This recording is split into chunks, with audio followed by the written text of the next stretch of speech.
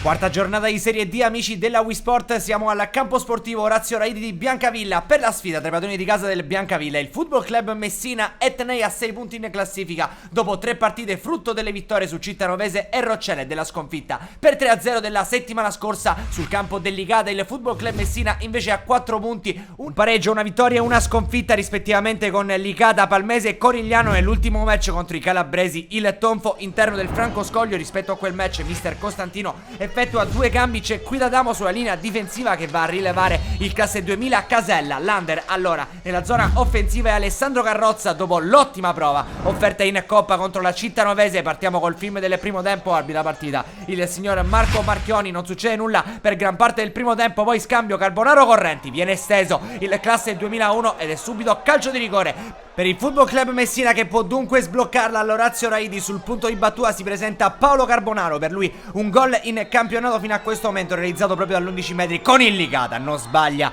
in questo caso il numero 7 palermitano, spiazza il portiere Loris Genovese ed è 0-1 allora per il Football Club Messina, con la seconda rete in campionato, la quarta stagionale per Paolo Carbonaro dopo la doppietta in Coppa col Marina di Ragusa. Ancora Carbonaro, qui riesce a servire Carrozza in area di rigore, per pochissimo non arriva il classe 2000 all'appuntamento con il gol. Calcio punizione per il Biancavilla, qui Ancione velenosissima la sua traiettoria, il centrocampista messinese però non trova compagni a deviare la sfera. Rimessa laterale di Guidadamo, torsione incredibile da parte di Alage e qui è il portiere genovese che deve fare gli straordinari mettendo il pallone fuori dallo specchio. Occhio però, perché poco dopo Viglianisi stende in area di rigore, Carbonaro netto anche in questo caso. Il calcio di rigore verrà anche ammonito il giocatore del Biancavilla, stavolta però dagli 11 metri c'è Gomez. Alage, parte il portoghese e anche in questo caso il risultato non cambia, portiere da una parte, il pallone dall'altra ed è 0-2 per il Football Club Messina. Segna ancora il 9 dei peloritani, giunto alla sesta rete stagionale tra campionato e Coppa. Attenzione perché il Biancavilla è in blackout, prova a approfittarne il Football Club Messina. Siamo al 47esimo,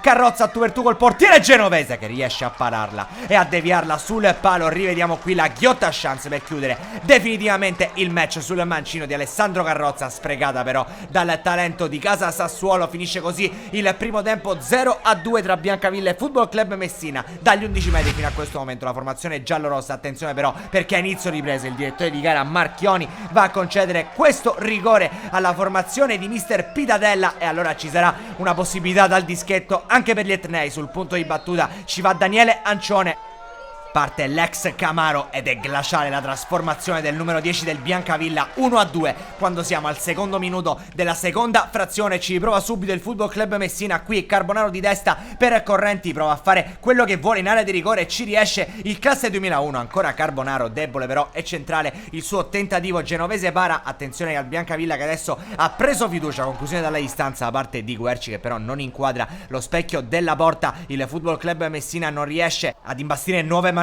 offensive, ci prova allora il Biancavilla con queste conclusioni dalla distanza. Non è però granché il destro di Luciano Rabbeni. Attenzione, poco dopo è un episodio potenziale per l'incontro perché qui Viglianisi, già ammonito sotto gli occhi del direttore di gara, spinge ingenuamente Brunetti, secondo giallo rosso per il Biancavilla che chiude quindi in 10 uomini. Durerà poco però la superiorità numerica del Football Club Messina perché da questo lancio viene esteso Rabbeni in area di rigore. Secondo il direttore di gara forse inizia fuori l'intervento di Brunetti e da ultimo uomo rosso diretto per il classe 2000 ex Sigula Leonzio e dal dischetto non sbaglia stavolta Maimone. 2-2 riequilibrato il punteggio all'80esimo fra Biancavilla e Football Club Messina. Al 94esimo ci prova Ancione dai 35 metri, in 2 tempi Aiello a disinnescare il tentativo. Si chiude così allora il match dell'Orazio Raidi, triplice fischio, 2-2 tra Biancavilla e Football Club Messina. Folle la lotteria dei rigori, addirittura 4 quelli concessi dal direttore di gara Marchioni. Fra una settimana il Football Club Messina torna al Franco Scoglio per affrontare la capolista Palermo.